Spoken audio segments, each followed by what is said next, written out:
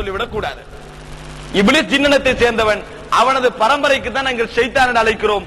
அவர்கள் யாரும் இஸ்லாத்துக்கு வரப்போவது கிடையாது. அவர்களுடைய தொழிலே வழிகெடுப்பதுதான். இதை நாங்கள் புரிந்து கொள்ள வேண்டும்.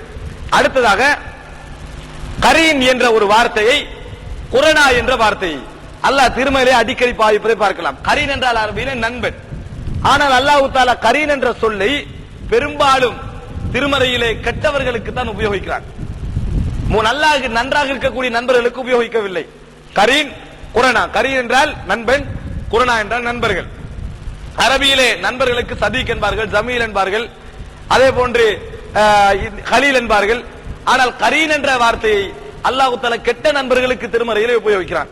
எப்படி சொல்லி காட்டுகிறான் என்றால், நாளை மறுமையிலே நாங்கள் போய் ஒப்படைக்கின்ற நேரத்திலே, எங்களது அமல்கள் கெடுதிகள் எல்லாம் ஒப்படைக்கின்ற நேரத்திலே ஒவ்வொரு மனிதனோடும் ஒரு கரீன் இருப்பான் என்பதை தெளிவுபடுத்துகின்றது போன்ற ஒரு வசனம். ஒவ்வொரு மனிதனோடும் கரீன் என்று அழைக்கப்படக்கூடிய ஒரு ஷைத்தான் இருக்கிறான். நாளை மறுமையிலே நீங்கள் நிராகரித்தாலும் ஷைத்தான் என்ன செய்வான் தெரியுமா?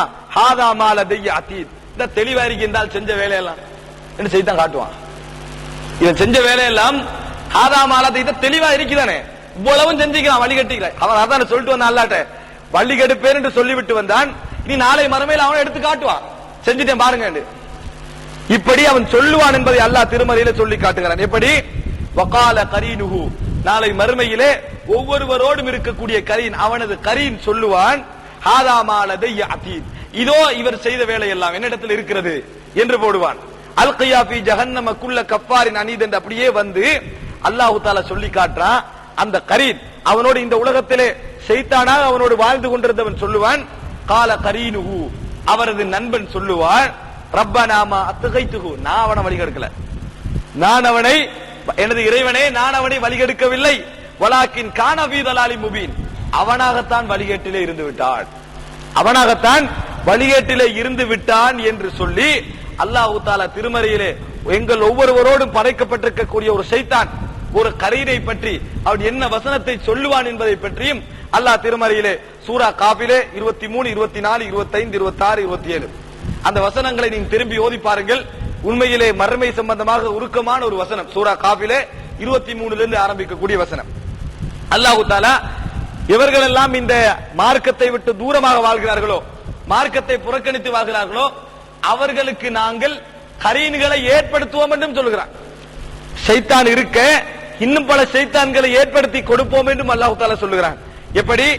வமை யஅஷு அன் ذிக்ரிர் ரஹ்மானி நுகய்யிது லஹு ஷைத்தானன் ஃபஹுவ லஹு கரீன், இவர் அல்லாஹ்வுடைய திக்ரை புறக்கணித்து வாழ்கிறாரோ அவரோடு நண்பனாக இருக்கக்கூடிய ஒரு ஷைத்தானை நாங்கள் அவர் மீது சாட்டுவோம், அவரோடு நண்பராக வாழக்கூடிய ஒரு ஷைத்தானை நாங்கள் சாட்டுவோம் என்று சொல்லுவோம். அல்லாஹ் தஆலா சொல்லுகிறான், நாளை மறுமையிலே அந்த ஷைத்தானை பார்த்து இவன் சொல்லுவானாம், ஹத்தா இதா ஜாஅனா, அவர்கள் இருவரும் என்னிடத்திலே வருகின்ற பொழுது சொல்வார்கள், கால யா லைத பைனி வ பைனக புஅதல் மஷ்ரிகைனி ஃபபிஅஸல் கரீன், உனக்கும் எனக்கும் கிழக்குக்கும் மேற்குக்கும் இடையிலே உள்ள தூரம் இருந்திருக்க கூடாதா என்று சொல்லி அந்த மனிதர் சொல்லுவார் என்று அல்லாஹ் தஆலா சொல்லி காட்டுகிறான். இது சூரா ஸுஹ்ருஃபிலே 36, 37, 38வது வசனம்.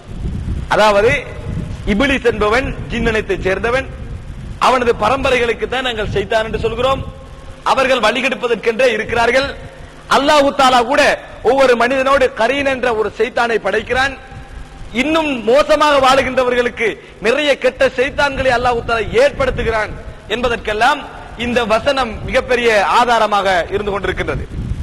அடுத்ததாக அல்லாஹ் தஆலா ஷைத்தானுடைய தலைகள் என்று திருமறையிலே ஒரு வசனத்தை சொல்லி காட்டுகிறான். நான் குர்ஆனில் வருகின்ற எல்லாவற்றையும் சொல்லுகிறேன், சிலது ஓடர் சம்பந்தம் இல்லாமல் இருந்தாலும் குர்ஆனிலே ஜின் ஷைத்தான் பற்றி வருகின்றவைகளை எல்லாம் சொல்லுகிறேன்.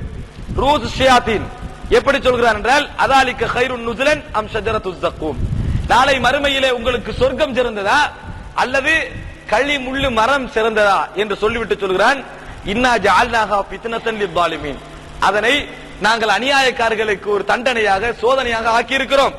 இன்னஹா ஷஜரத்துன் தக்ருஜு ஃபீ அஸ்லில் ஜஹீம், அந்த மரம் நரகத்துடைய அடிப்பாகத்திலிருந்து தான் வெளியே வருகிறது. தல்உஹா கஅன்னஹு ரூஸுஷ் ஷயாத்தீன், அதனுடைய குலைகள் அனைத்தும் ஷைத்தான்களுடைய தலைகள் போன்று இருக்கும் என்றான். அதனுடைய குலைகள் அனைத்தும், பாலைகள் அனைத்தும் ஷைத்தான்களுடைய தலை போன்று இருக்கும் என்று அல்லாஹ் தஆலா சொல்றான். இந்த வசனத்திலே ஷைத்தானுடைய தலை பயங்கரமானது என்பது எங்களுக்கு புரிகிறது. ஷைத்தானுடைய தலைகளை பற்றி அல்லாஹ் தஆலா திருமறையிலே சொல்லி காட்டுகிறார். இந்த வார்த்தை நாங்கள் அதாவது சூரத்து சாபாத்திலே 62, 63, 64, 65வது வசனத்திலே பார்க்கலாம். அடுத்ததாக இப்லீஸை பொறுத்தவரைக்கும் என்னென்ன மாதிரி எல்லாம் அல்லாஹ்விடத்திலே சாபம் விட்டான் என்பதை நாங்கள் பார்க்க வேண்டும்.